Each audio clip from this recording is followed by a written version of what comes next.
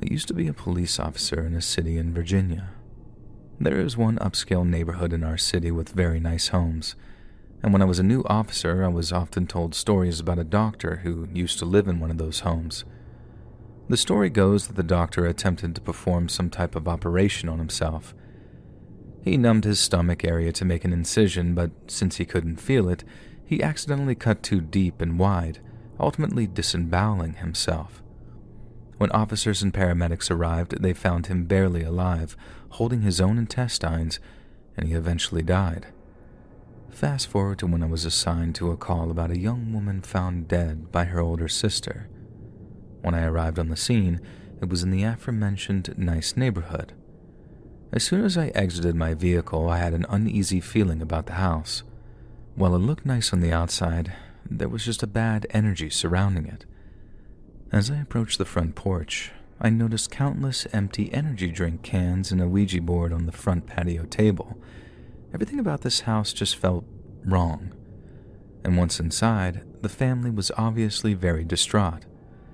I was told the deceased, whom we'll call Emily, was in the basement, and by that time another officer had arrived, so he stayed upstairs with the family while I went down to the basement. The basement was unfinished and fairly dark, with only 2 pull-string light bulbs, one on each side. The scene in the basement was similar to the front porch. Energy drink cans were scattered everywhere, and there was another Ouija board on a small coffee table. Emily, who was 19, if I remember correctly, was hanging by her neck from a basement rafter. She had used an exercise band, and her body was swinging slightly. Her face was blue, bloated, and contorted into a horrible expression. Another officer helped me take her down. Emily's family consisted of her mother, father, and older sister. Her parents said that they had been trying to help her because all she ever did was stay up all night drinking energy drinks and playing with the Ouija board. Her sister provided more detail. She said that she and Emily were very close and told each other everything, and according to her, Emily had become obsessed with the Ouija board, staying up all night to talk to what she believed was her boyfriend, who was dead. Emily had been telling her sister that her boyfriend was begging her to join him in the afterlife, which is why her sister believed she did what she did. Now let me reiterate, this house felt wrong. There was an overwhelming sense of unease and sickness in the basement, and it wasn't because of the body. This wasn't my first death scene. This call really messed with me for a while. We never got much more explanation, and as cops, you just have to move on to the next call. Not 2 weeks later to the day, I responded to a call about a car accident with ejection, and I head to the scene with lights and sirens and arrived to find a convertible BMW that had clearly experienced a horrific crash and rollover. It was sitting on its wheels, and in the driver's seat was a woman with a broken neck, her head twisted almost completely around. About 25 feet away from the car was a man who had been ejected. Since it was a convertible, he must have been thrown from the top. The top half of his head was missing and pieces of his brain matter were scattered everywhere. As I walked 75 yards away from the accident to close off the scene with yellow tape, I found yet another large chunk of his brain. Now, I'm not trying to be intentionally graphic or gross, but I want to paint a clear picture of just how violent this car accident was.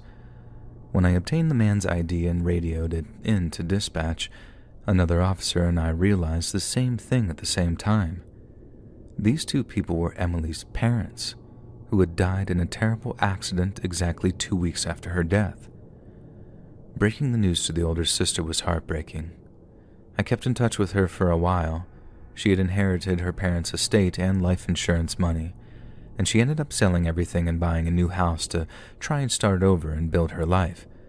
However, the story doesn't end there. You see, about a month later, another officer was called to the scene after a pedestrian was struck by a car while jogging in her neighborhood. And yes, you guessed it. It was the sister. She survived several weeks in a coma, but ultimately did not make it. If you're wondering why the story about the doctor is relevant, it's because the house where Emily took her own life was the same house that doctor had lived in. I don't know what to think, but to me it seems like either the house is cursed or Emily opened up something very dark. That was a few years ago, and I'm no longer a police officer, as that's a story for a different time, and I've since moved a couple of states away. All I know is that I'm just glad to be as far away from that cursed situation as possible.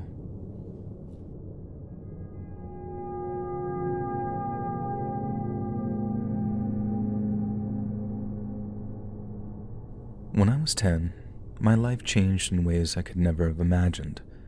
My father inherited an old house in remote New South Wales from a distant relative we barely knew. He thought it would be an idyllic place to raise a family, away from the hustle and bustle of city life. Little did he know what awaited us. The house was nestled in the middle of nowhere, surrounded by dense bushland. It was the perfect picture of tranquility, at least during the day. The house itself had an eerie, antiquated charm, with creaking floorboards and dimly lit hallways that seemed to stretch on forever. My family consisted of my father, my mother, my older sister Lucy, and me. We moved in with excitement and a sense of adventure, unaware of the horrors that would soon unfold. The first few nights were pretty uneventful. My father busied himself with repairs, my mother unpacked, and Lucy and I explored the property.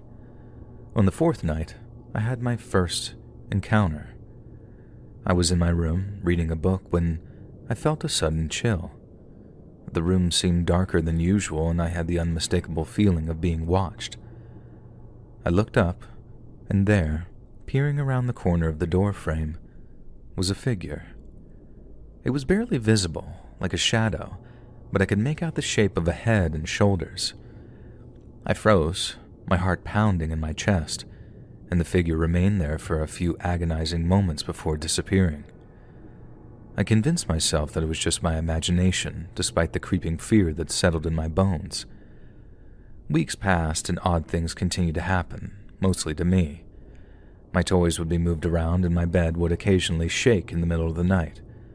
I told my parents, but they dismissed it as nightmares or childish imagination. One night I woke up to a whispering voice hissing my name. I sat up, drenched in sweat, and saw the same figure from before, now at the foot of my bed. It was closer and clearer. It had no features, just an inky blackness. I screamed and my mother rushed in, and the figure vanished the moment she opened the door, leaving her to comfort me and dismiss it as a bad dream. It wasn't until Lucy had her own experience that my parents began to take things seriously. She came to me one morning, pale and shaken, saying that she'd seen a woman in old-fashioned clothes standing at the foot of her bed, staring at her with hollow eyes. My parents started to believe something was off, but didn't want to admit that something supernatural might be happening. Our situation escalated over the 5 years that we lived there. It started out small, lights flickering, strange noises, and cold drafts, but grew increasingly malicious. 2 experiences stand out vividly in my memory from what I recall. The first happened during our 2nd year. My father had gone into town, leaving the rest of us alone, and it was a stormy night and the house seemed alive with almost its own energy. Lucy and I were in the living room trying to watch TV despite the frequent power flickers, and suddenly, the room went ice cold and the TV turned off entirely. In the next moment, the corner of the room darkened and we both saw it. An unmistakable figure peering out from the shadows, its eyes reflecting the dim light. It slowly moved closer and we could make out the shape of its mouth, twisted into a very cruel smile. Lucy grabbed my hand and we bolted upstairs to my parents' room, locking the door behind us. My mother tried to calm us down, but she too felt the coldness and unease that permeated the house. Another terrifying event occurred in our 4th year. My father had become more open to the idea that something was clearly wrong. He brought in a local priest to bless the house after numerous pleas from my mother, and that night, after the blessing, I was in the kitchen getting a drink of water when I felt a presence behind me. I turned and saw the same figure that had haunted me for years, now clearer than ever. It was a man, gaunt and hollow-eyed, with one side of his face hideously scarred.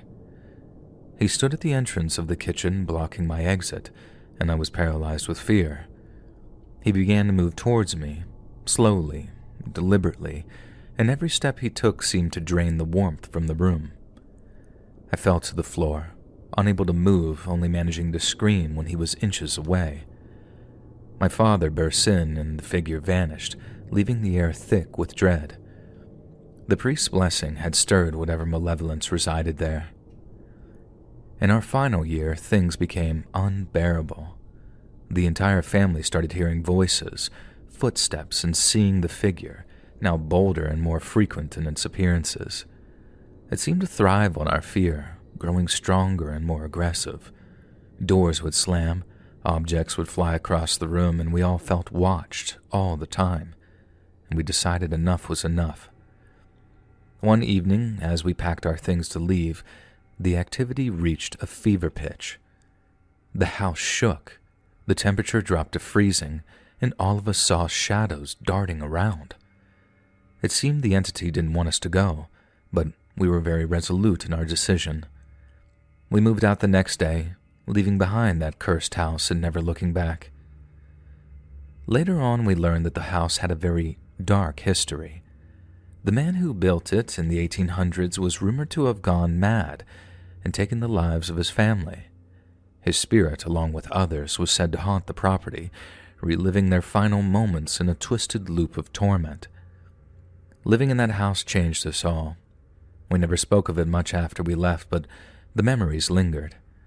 And even now, years later, sometimes I wake up in the dead of night, half expecting to see a face peering around the corner, watching and waiting.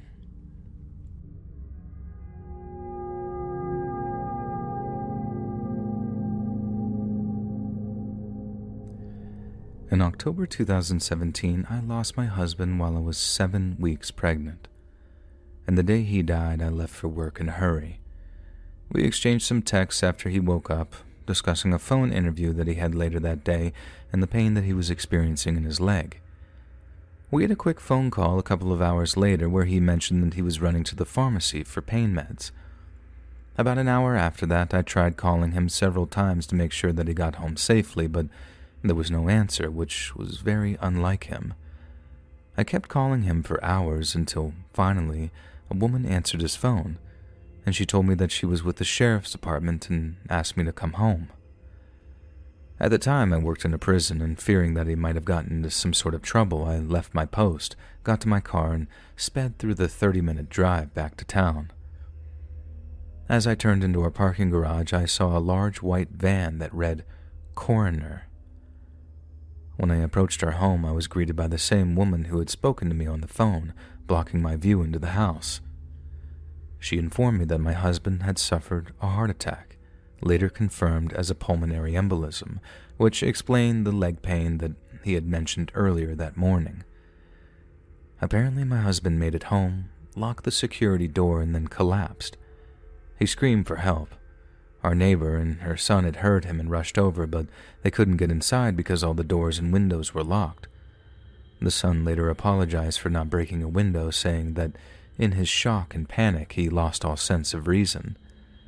They spoke to my husband through the door while they called 911, but he stopped responding just moments before help arrived, and he was pronounced dead on arrival. A week or so after his service, his best friend's wife offered me a cleansing and a card reading by her mother. And although I was skeptical, I was desperate for any kind of communication with him or closure. And during the reading, she mentioned many interesting things, but what stood out the most was that my husband was in a stage after death where the soul relives its entire life, similar to when people say that their life flashes before their eyes. She explained that this is a place every soul visits after death, as a way to reflect on the life they lived. She also said his death was so sudden that he hadn't yet realized that he had died, and that I would need to help him cross over. She felt strongly that I was the one who could help him and instructed me to light white candles and place a jar of water to guide him to peace. Now, a few months later, I moved into my parents' house. One day, while lying on the couch, I suddenly felt a heavy sensation, almost as if I had been administered anesthesia. It felt like sleep paralysis. When I could finally open my eyes, I was still on the couch in my parents' living room, but my husband was sitting on a chair right in front of me, as clear and as real as he had been before he died. Before I could even speak, he started talking. He told me that he was nervous about his upcoming phone interview, the one that he had the day he passed. He said he was excited and hopeful about getting the job and asked for help preparing. I looked at him with tears in my eyes, feeling the weight of what I had to say. I told him, "Baby, I'm so sorry. Do you remember the pain in your leg? You had blood clots. One of them made its way to your heart. You aren't going to make it to the interview, baby. You died." I'll never forget the look on his face.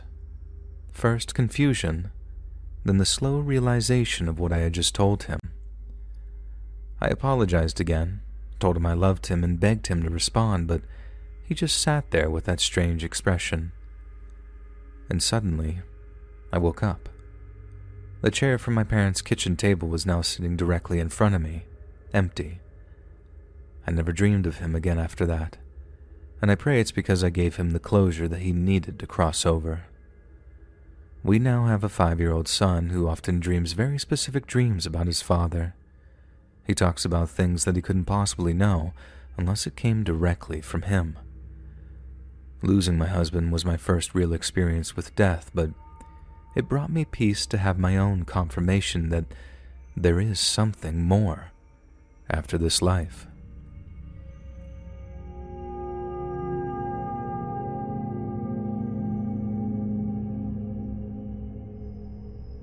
This experience I'm going to describe has taken a while for me to get together and actually write down.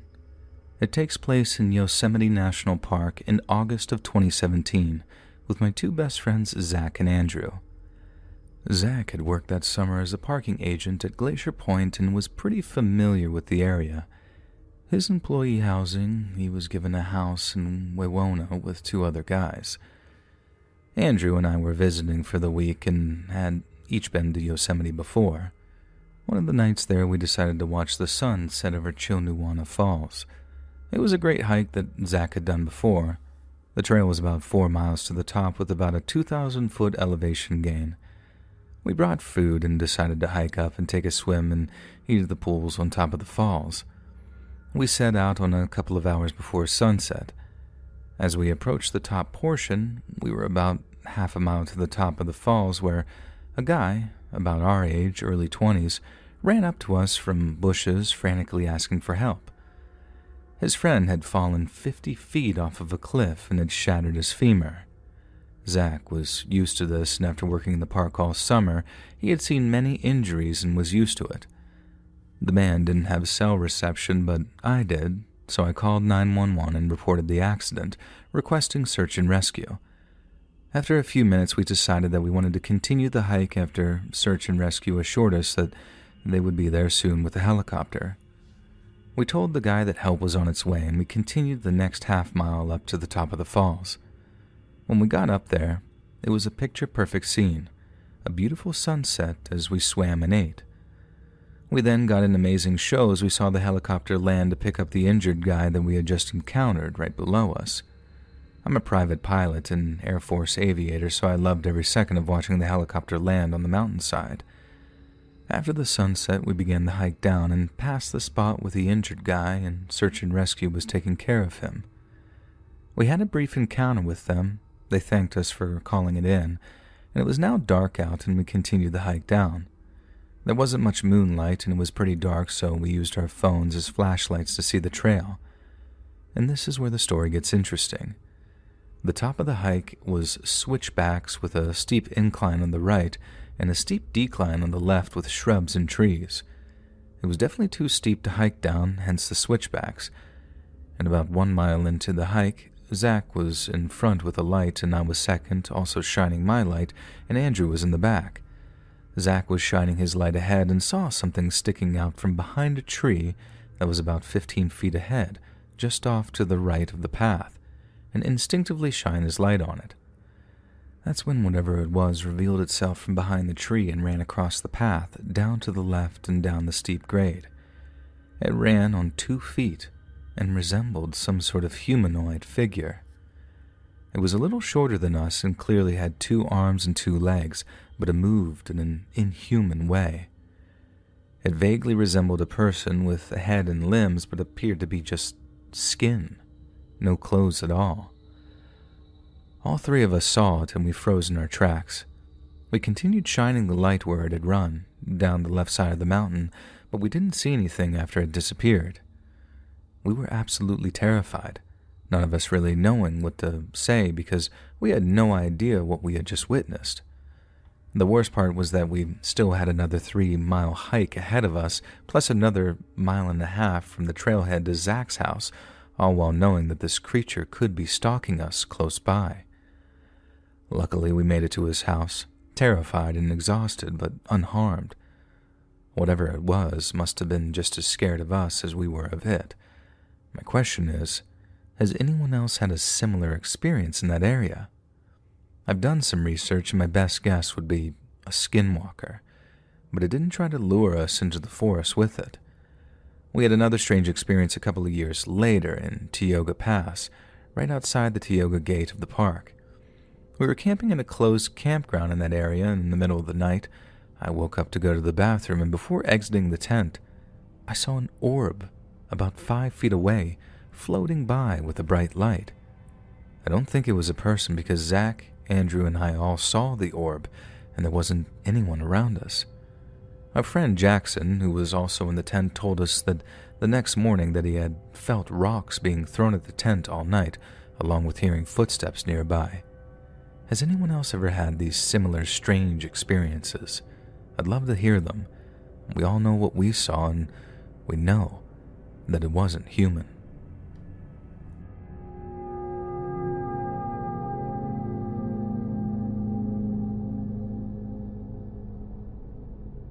I was confined to a hospital in Manila for severe pneumonia back in 2021 during the pandemic lockdown when masks were mandatory.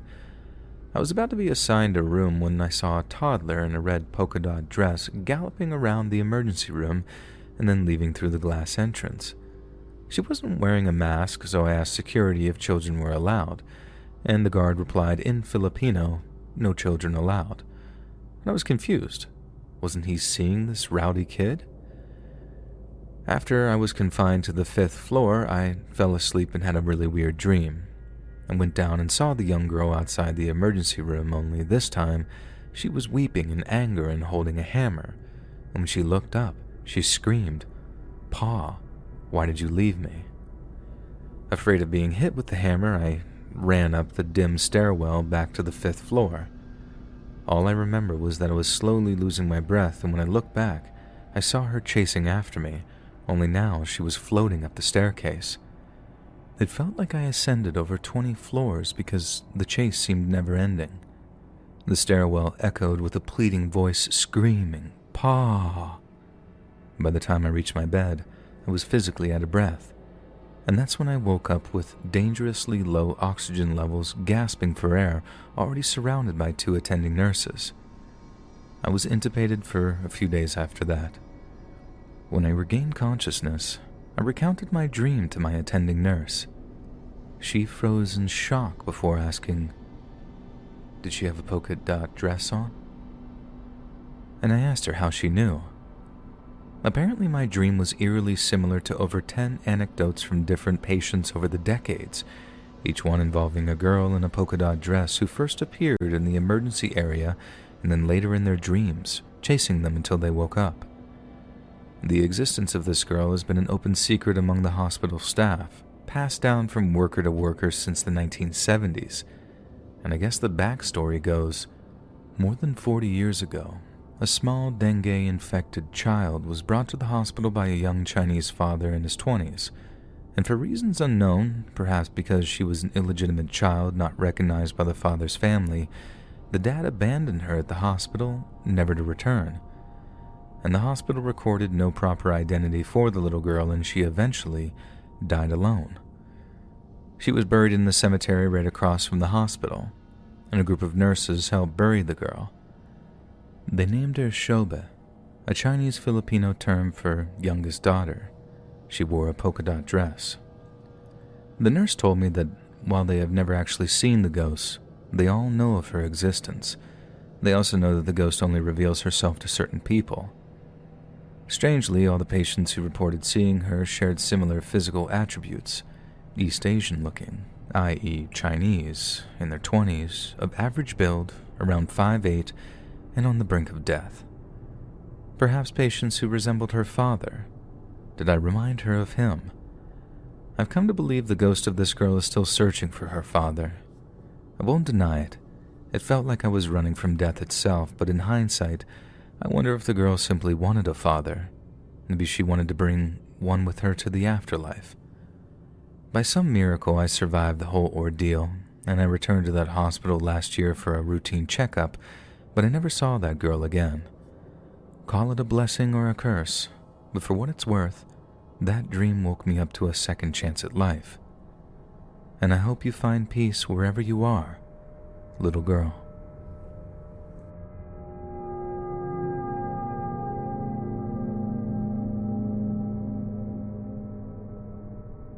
Finding a rental in suburban Victoria that was actually affordable seemed like a miracle. My 2 housemates and I, all in our early 20s and juggling part-time jobs with university, couldn't believe our luck when we found a charming house at the end of a quiet cul-de-sac. It was suspiciously cheap for the area, but we chalked it up to our good fortune and a landlord eager to fill the place quickly. We moved in during an unusually warm summer. The house had a dated but cozy feel with worn carpets and faintly creaking floorboards that we wrote off as part of its charm. It wasn't long before we started to notice some oddities. The first night, while we were unpacking in the living room, we heard footsteps running up and down the hallway. We dismissed it as the house settling, maybe some old pipes, but the footsteps continued every night, always around the same time, 2 a.m. My room was at the end of the hallway, so I was often the last to hear the footsteps before they faded away. One night, I decided to stay up and see if I could catch whatever or whoever was causing the noise. I sat in the living room, lights off, with only the glow from my laptop for company. And right on cue, the footsteps started. Light, rapid steps, unmistakably human, yet not matching anyone's presence. As they approached the living room, I felt a chill run down my spine. The air grew cold, and the footsteps stopped just short of the doorway where I was sitting. I looked up, but there was nothing there. Just darkness and the overwhelming feeling of being watched. Now, we laughed it off the next day, but a sense of unease definitely lingered. And then came the touches. It started with Claire, one of my housemates. She'd been studying at the kitchen table and would suddenly feel a light brush against her shoulder, like someone lightly running their fingers over her to get her attention. She'd whip around, expecting to see one of us, but the room would be empty. And over time, Sam and I experienced the same cold, fleeting touches, ever so gentle but profoundly unsettling. The real terror, though, began with the sightings. One evening, while we were all relaxing in the living room, I noticed a shadowy figure peering in through the window. I jumped up, thinking someone was trying to break in, but as I moved closer, the figure seemed to melt away into the night. Sam saw it too, confirming I wasn't just seeing things, and from that point on, the figure haunted us, watching us from the windows, always just at the edge of our vision, disappearing whenever we tried to confront it. The worst night of our lives in that house started just like any other. We had gathered in the kitchen for a late dinner. Plates and cutlery clattered as we joked about the house being haunted, nervously laughing off our fear. It was around midnight when things started to take a turn. As we sat eating, the temperature in the room plummeted. Our breath became visible, hanging in the air like smoke. The kitchen light flickered, casting erratic shadows all around us. And then, without warning, the cupboard doors flew open and plates began to hurl themselves off the shelves. We stared in shock as they shattered against the walls and floors, and amid the chaos, a high-pitched, blood-curdling shriek filled the air, echoing throughout the house. It wasn't just a noise. It was a tormenting sound, like something from the depths of a nightmare. We bolted from the kitchen, only to find the hallway blocked by that same shadowy figure. It loomed larger than ever, a dark mass with indistinct features but a very real presence, and the air felt thick, almost tangible, with hatred and malice radiating from it like a feeling. We hesitated for what felt like an eternity, then bolted for the back door, leaving behind everything but our need to escape. We never spent another night in that house. We called the landlord the next morning demanding an immediate termination of our lease, and surprisingly, or perhaps not, they didn't argue with us. We managed to find temporary accommodation with friends and eventually secured a new place far away from that cul-de-sac and any lingering spirits.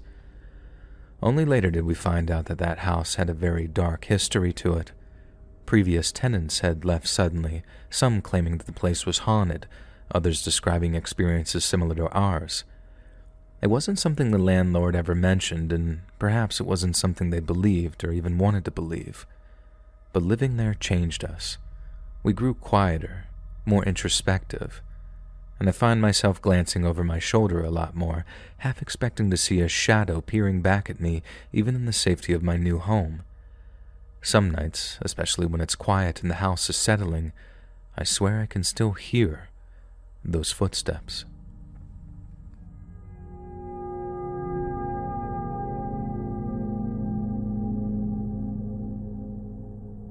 My girlfriend and I moved into a new apartment roughly 3 years ago. Since then, she has been suffering from weekly episodes of sleep paralysis. Her brother used to have them when they were children, so she recognized what it was right away. She has described it as being completely paralyzed, except for being able to breathe and move her eyes. Most of the time, she sees a dark, tall figure moving around our apartment during these episodes. Sometimes she just hears it walking. Other times it's standing in the doorway staring at her, and occasionally it presses down on her chest, making it hard for her to breathe. She's a skeptic when it comes to the paranormal, yet these sleep paralysis episodes terrify her. And now, here's the really scary part. She usually manages to wake me up during these episodes by breathing quickly and loudly. I can then wake her from it, which allows her to move again, and the figure disappears. What I haven't told her is that for the past 2 months, I've seen this figure too. Right after I'm woken up by her breathing, I can see it, bent over her, pressing down on her chest. It always disappears the moment I acknowledge it or try to wake her. I've also seen it standing in the hallway, staring at me one night while I was home alone watching a movie. I pretended not to see it, and when I looked again, it was gone. Now comes the dilemma. Do I tell my girlfriend that her sleep paralysis demon might not just be a product of her mind, since I've seen it too, and at the same time as her when I wake her up from paralysis at night? I don't want to scare her. She's already terrified by the sleep paralysis, but at least she believes it's all in her head, and we can't afford to move. I think we can both live with this as long as I never tell her the truth, but I need your advice.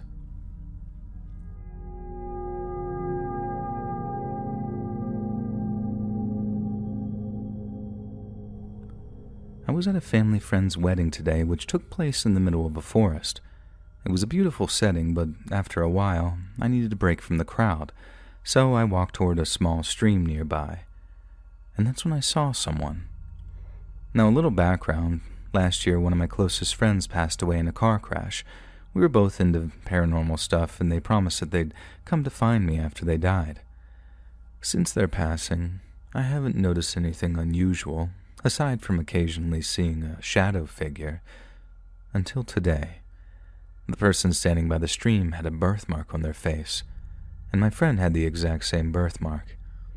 They were wearing a limited edition shirt from a band that we both loved, the same shirt my friend wore the day they crashed. Even their hair color was identical to my friend's. I stared at this person for a while, and they smiled back, saying, "Hello," and they said my name. And I blinked, and they were gone. And I'm still just so confused and even terrified at what happened. It does give me a sense of peace, but I just need some reassurance that I'm not losing my mind.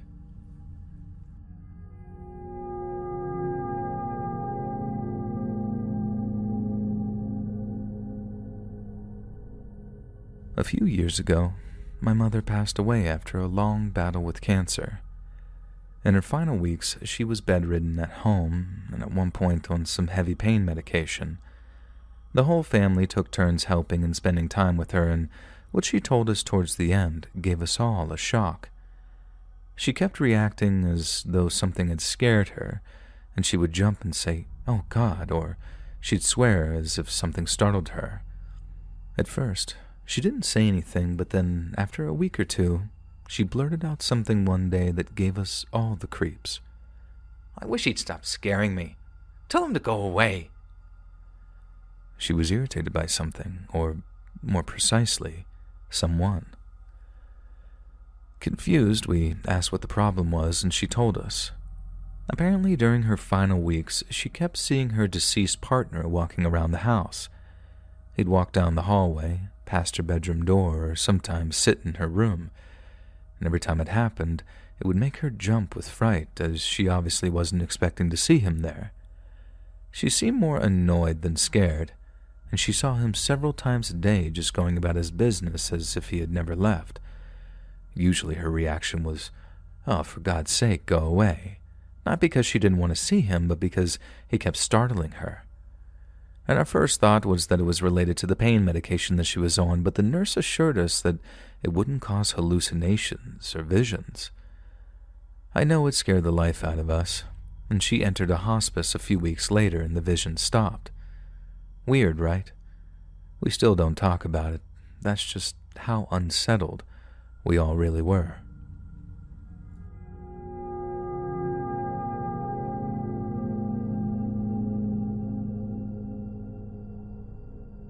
I moved into a rental house last year with my wife, built in the 40s, I think.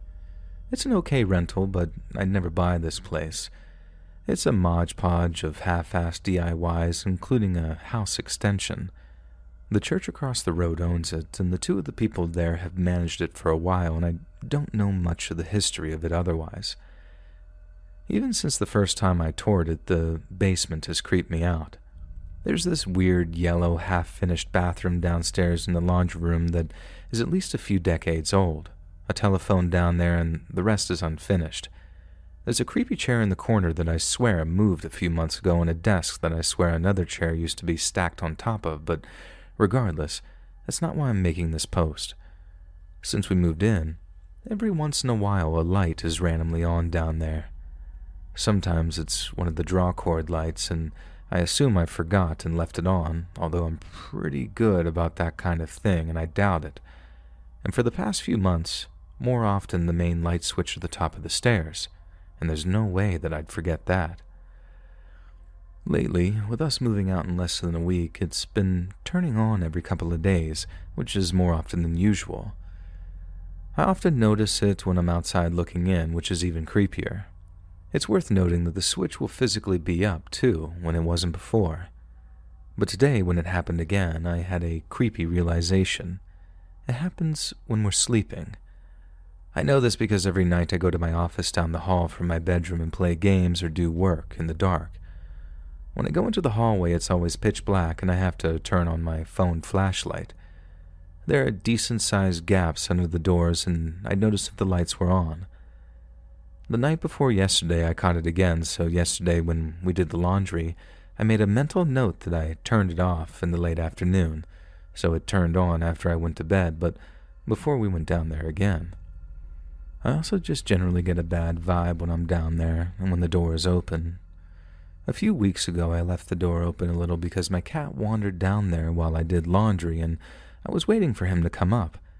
And I swear when I was in my office, I heard the door moving back and forth slightly and creaking, which it normally doesn't do. Nothing else weird has happened in the house on that living floor, but it generally can be very creepy. The hallway where the door to the basement is, in general, is the absolute creepiest spot. But I really want to know, what are your thoughts?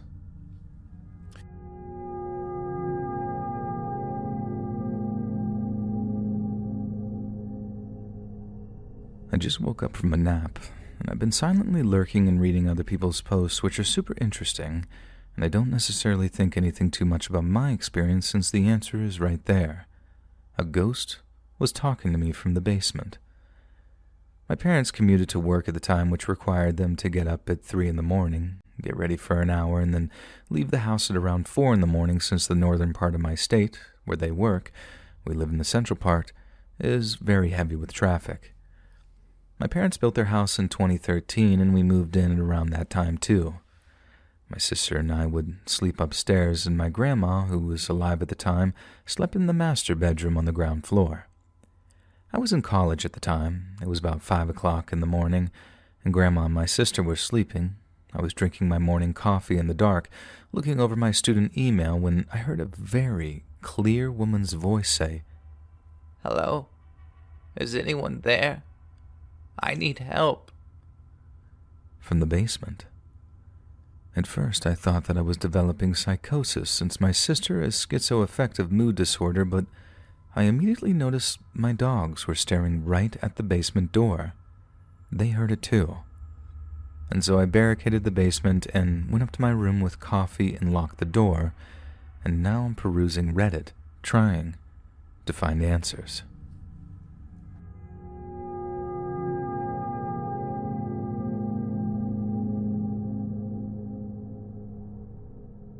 For some context, this was at the first house that I lived in, and I was around 4 or 5.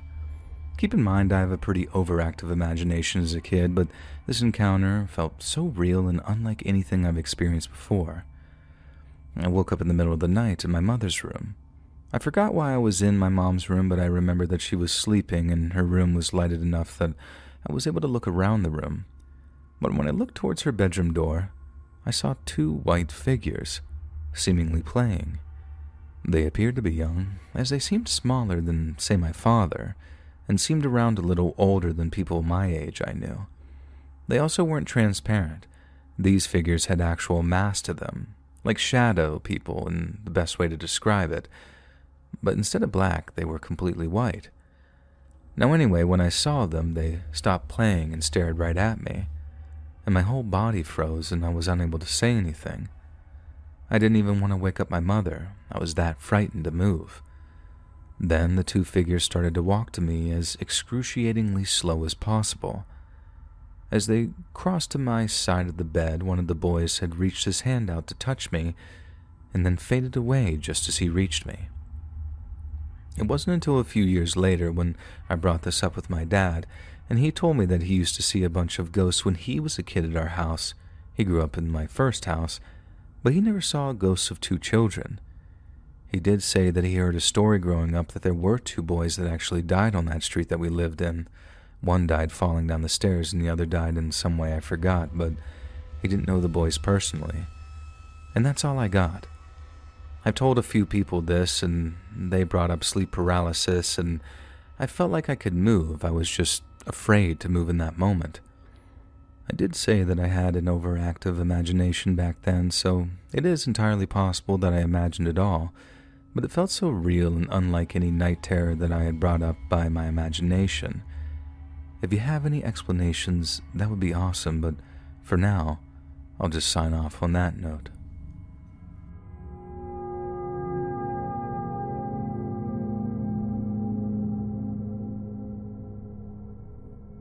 Let's get one thing straight. I've hiked the Blue Mountains before, but nothing, I mean nothing, could have prepared me for what I experienced during what was supposed to be a routine trek through its canyons. It began as a clear morning, the kind Aussies brag about. The eucalypt haze that gives the Blue Mountains their name wrapped around the cliffs in a dreamy shroud. I set off from Katoomba, pumped for a day of solitude and the haunting beauty of the Groves Valley. Honestly, I should have turned back when I first felt that tingle in my neck, the one you get when you think someone's watching you. Being the dauntless bloke that I pretend to be, I chalked it up to the chill of the mountain air. Bad call. I missed the trail marker, my mind set on the shifting shadows between the gum trees, and that's when I got lost. The paths here wind around and double back like a snake. I've trekked them plenty, but Today they had teeth, and they bit me hard. Hours passed, and I realized that I was properly stuffed. Night fell like a curtain, fast and unforgiving, and I've never known dark like that, not the city kind. This was a velvety, pressing darkness that oozed into your bones and stayed there. My phone's flashlight cut through it like a weak whisper against a thunderstorm. Every tree looked like a gnarled hand, and every bush rustle felt like a warning. And here's the goosebump bit. I wasn't alone. Not once did I see it clearly, but by the twitch of twilight, there was something behind me, a presence that hummed with malice. You know those stories of Aussie spirits, the ones old-timers talk about in hushed tones by the fire? I'd laugh them off, but out there, laughter was about as useful as an ashtray on a motorbike. It felt like a hunt, and I was the quarry, stumbling over roots, and my breath a ragged prayer. My phone beeped a low battery warning. Seriously? Now? I pushed through the bush, gripping the phone like a talisman, but even tech's cold comfort was slipping away. The hours to dawn stretched eternal, and my world shrunk to the feeble circle of my dying light. When the brush gave way to an open dirt road, it felt like a mirage. I was giddy with relief, like this was some twisted outback Wizard of Oz junk. There wasn't a yellow brick road, but I'd have kissed that dirt if I hadn't been so parched. I followed it, boots crunching, every echo a question. When the ranger station silhouetted against the night, I could have wept. The ranger, a bloke named Darrow, had the look of a man who'd seen it all and then some. He listened to my tale with a grave nod and gave me a lift back to my ute, throwing glances to the rear view like he expected my ghostly mate to be thumbing a ride. "Don't hike alone," he said, his voice almost lost in the engine's growl, "especially not when the mountain's restless." I haven't been back since. People say it was all in my head. Dehydration, panic, the bush playing tricks. And maybe they're right. But sometimes when the city's asleep and my flat's quiet, I swear I hear that whisper of a presence, feel that shiver down my spine. Sydney's got enough to explore without looking for trouble, and if you ever find yourself up in the Blue Mountains, stick to the beaten path, and for the love of all that's holy, respect the signs, both the ones in the ground and the ones in your gut, and bring a bloody flashlight.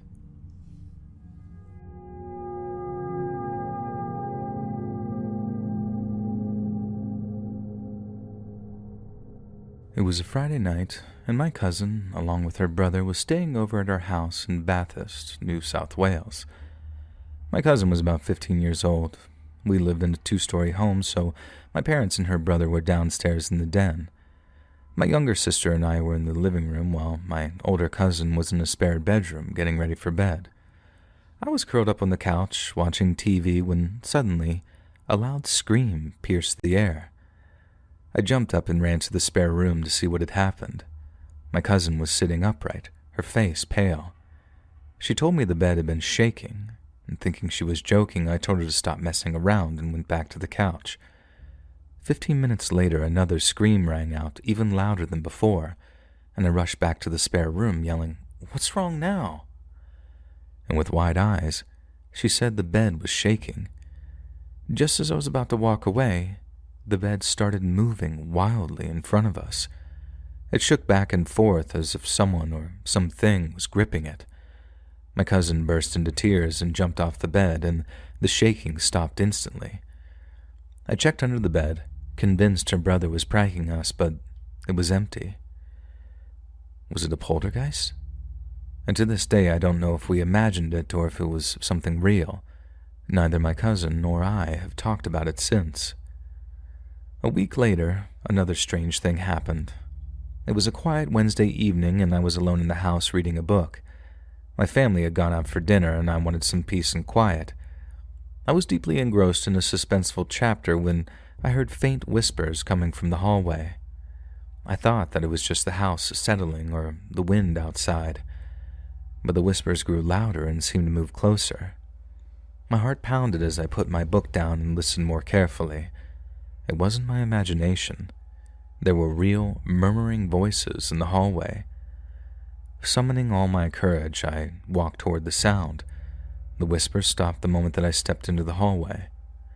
The hairs on my neck stood up, and a chill ran through me. Over the next few days, strange things happened more frequently. Lights flickered for no reason, doors creaked open by themselves, and some rooms had inexplicable cold spots. We tried to convince ourselves that it was faulty wiring or drafts, but it happened so often that it became hard to ignore. One night, while brushing my teeth, I saw a shadowy figure in the bathroom mirror behind me. My blood ran cold, and I quickly turned around, but the room was empty. I splashed water on my face, hoping that I was just tired, but the image of that shadow haunted me. These events terrified us. My cousin and I were too frightened to sleep alone, so we started sharing a room, and our nights were filled with uneasy sleep and whispered questions like, "Did you hear that?" during the dark, quiet hours. We didn't tell our parents, afraid that they wouldn't believe us or would think that we were just